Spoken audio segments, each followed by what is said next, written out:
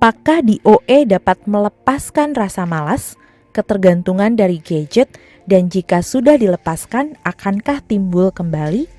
Trims, semoga dijawab.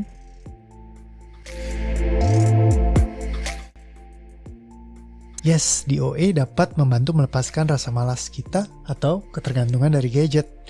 Kalau dilepaskan, akankah timbul kembali? Tidak, ketika semua emosi sudah dilepaskan dengan sempurna, ya ingat, melepaskan ada yang melepaskannya nanggung atau nggak selesai. Tapi kalau kita melepaskannya dengan tuntas, ya maka hal itu tidak akan datang lagi. Karena sesuatu yang sudah dilepaskan, ya sudah tidak akan datang lagi. Termasuk sebenarnya yang kalau kita lepaskan belum tuntas pun, dia tidak akan datang lagi. Tetapi kalau masih ada yang tersisa itulah yang mengganggu kita.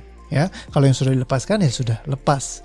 Nah, jadi terkait dengan melepaskan emosi adalah tuntas atau tidaknya itu yang menjadi suatu hal yang penting dan signifikan. Ketika Anda melepaskannya semuanya clear, bersih, maka semua hal tersebut tidak akan mengganggu Anda lagi. Kalau Anda memiliki kecanduan, ya maka ketika Anda sudah lepaskan semua, Anda jadi tidak bergerak dari sebuah emosi atau energi yang membuat Anda terus-menerus melakukan itu tanpa sebuah kesadaran yang utuh. Misal contoh, ketika kita kecanduan merokok misalnya, maka kita jadi sulit sekali untuk menahan hasrat kita untuk merokok. Kalau di depan ada orang yang merokok segala macam gitu. Tapi kalau Anda kasih rokok, saya ya memang tidak suka merokok gitu.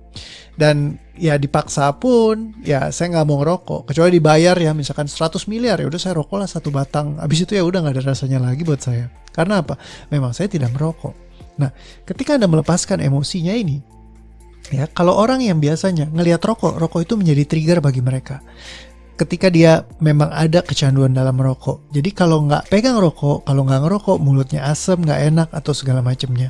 Nah, dan ketika ngelihat rokok ini jadi, aduh bener-bener kayak, ya sesuatu yang men-trigger banget semua sense, semua tabungan emosi yang sudah selama ini berpuluh-puluh tahun misalkan ditabung sama dia, sehingga dia tidak punya kendali dalam dirinya sendiri. Nah, ketika dilepaskan semuanya, maka dia jadi seperti saya. Ya, ketika dilepaskan sempurna. Ketika dia ngeliat rokok, dia nggak akan ada rasanya. Kalau dia mau ngerokok, bisa ngerokok. Ya, bukan berarti dia akan, wah sepenuhnya seutuhnya saya nggak mau ngerokok lagi seumur hidup saya nggak. Ya nggak. Terus artinya dia akan nggak ngerokok seumur hidup. Kalau dia mau ngerokok, dia memilih untuk merokok, ya bisa aja. Cuman dia punya kendali penuh untuk merokok atau tidak merokok. Karena apa? Dia tidak lagi digerakkan oleh emosinya. Ya, jadi kembali lagi. Ngerokok baik atau buruk, ya kan? Kalau kita bikin jadi kayak baik buruk, jadi negatif sekali, ya ibaratnya ngerokok itu sama kayak bunuh orang, ya jadi baik buruk. Tapi kalau misalkan bagaimana kalau memang ada momennya seseorang ya ngerokok misalkan ya buat di occasion tertentu gitu. Tapi 1 bulan ya dia cuma ngerokok 1 batang, ya itu mungkin tidak menjadi sebuah hal yang bermasalah.